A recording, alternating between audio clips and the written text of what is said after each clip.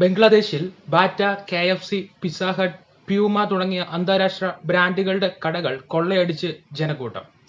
ഗാസയിൽ ഇസ്രായേൽ ആക്രമണം പുനരാരംഭിച്ചതിൽ പ്രതിഷേധിച്ച് ഇസ്രയേലുമായി ബന്ധമുള്ള ഉൽപ്പന്നങ്ങൾ ബഹിഷ്കരിക്കണമെന്ന ആഹ്വാനവും പ്രതിഷേധ റാലികളും ബംഗ്ലാദേശിൽ നടന്നു.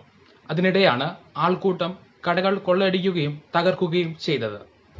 ആദ്യ വെടിനിർത്തൽ കരാർ കാലാവധി അവസാനിച്ചതിന് പിന്നാലെ ഗാസയിൽ ഇസ്രായേൽ ആക്രമണം കടുപ്പിച്ചിരുന്നു.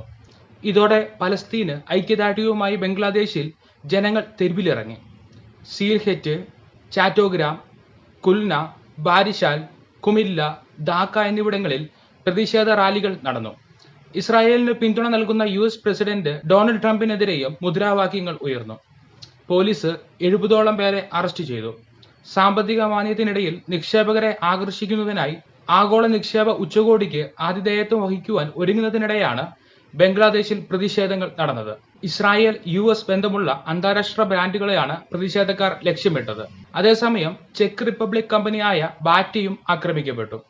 1962-ൽ ബംഗ്ലാദേശിൽ ആദ്യത്തെ ഔട്ട്ലെറ്റ് തുറന്ന ബാറ്റ തങ്ങൾക്ക് രാഷ്ട്രീയ ബന്ധങ്ങളില്ലെന്ന് വ്യക്തമാക്കി. ഇസ്രായേലിന്റെ ഉടമസ്ഥതയിലുള്ള കമ്പനിയോ ഇസ്രായേൽ പാലസ്തീൻ സംഘർഷത്തിൽ രാഷ്ട്രീയ ബന്ധമുള്ള കമ്പനിയോ അല്ല എന്നാണ് ബാറ്റ വ്യക്തമാക്കിയത്.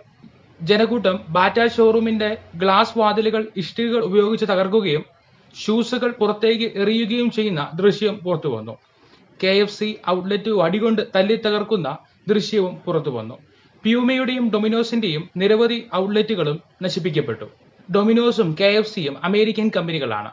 ഡൊമിനോസിന്റെ ബംഗ്ലാദേശിലെ ഫ്രാഞ്ചൈസികൾ ഇന്ത്യൻ കമ്പനിയായ ജൂബിലന്റ് ഫുഡ് വർക്ക്സ് ലിമിറ്റഡിന്റെ ഉടമസ്ഥതയിലാണ്.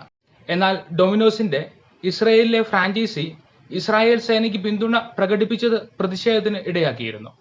പ്യൂമ ഒരു ജർമ്മൻ ബഹുരാഷ്ട്ര കമ്പനിയാണ്. നേരത്തെ ഇസ്രായേൽ ഫുട്ബോൾ അസോസിയേഷന്റെ സ്പോൺസർഷിപ്പ് ഏറ്റെടുത്തതോടെ പ്യൂമയ്ക്കെതിരെ വിമർശനം ഉയർന്നിരുന്നു. ആ കരാർ 2024-ൽ അവസാനിച്ചു. കടുത്ത സാമ്പത്തിക മാന്ദ്യവും ഭരണ അസ്ഥിരതയും നേരിടുന്ന ബംഗ്ലാദേശിന് ഈ പ്രതിഷേധങ്ങളെല്ലാം തന്നെ ദോഷകരമായി ബാധിക്കും എന്നതാണ് വസ്തുത.